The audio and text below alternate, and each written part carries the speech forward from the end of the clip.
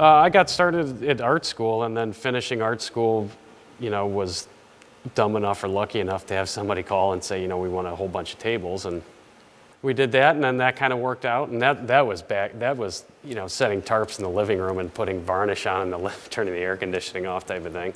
So we started, and for 2 or 3 years we didn't even own a hammer, let alone a screw gun. So that's how we started, and then it kind of grew it from there.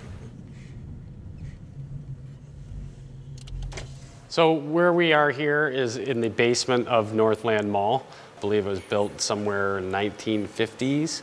And it was built in an area at that time was considered the outskirts of Detroit. And at some point, part of this mall, and a very small part of the basement here, was actually used for retail space. So here was some dress shop, here was a restaurant, and then behind this wall over there was the big stairwell that connected the two together. So for whatever reason, they were thinking on multi-level, but most of the basement, 80% of it, was used for strictly storage and delivery, so you can drive a semi-truck underneath this mall. 20 years ago, they shut everything down to try to save money.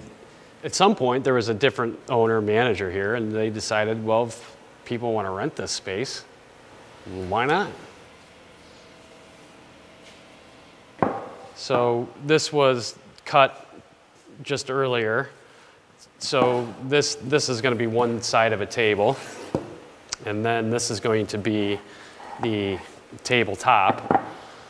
So we've taken cut parts out of a piece of plywood that's about that thick, and then constructed them back together.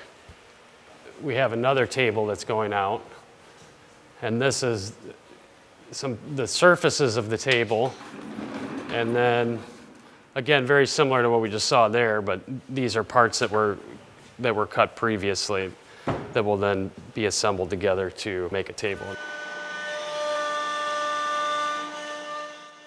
When things go well and you've got more orders on the horizon, then you can do okay. But a lot of why we've had to do this is that the economy of scale went away when things started tanking, and so we had to figure out how to be profitable making one of these at a time, not making 25, knowing that we're going to sell 12 more next week and 12 more the week after that, and then 60 kids' chairs in a given week. So when that stopped, we had to scramble, and because what we were doing in the past was running production numbers of these things.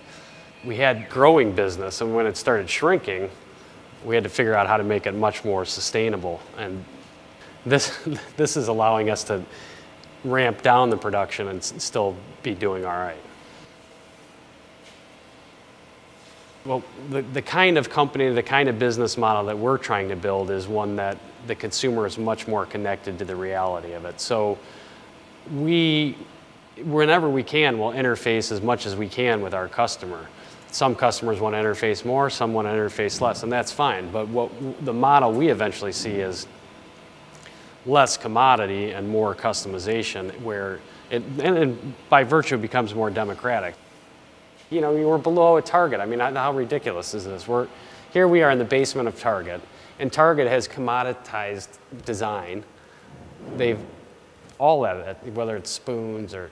So if you want real cheap shit that's disposable, up above us where the fresh air is and the lights are is where you get it. If you want the real nice stuff that lasts a long time and has some kind of meaning, you go down to the basement.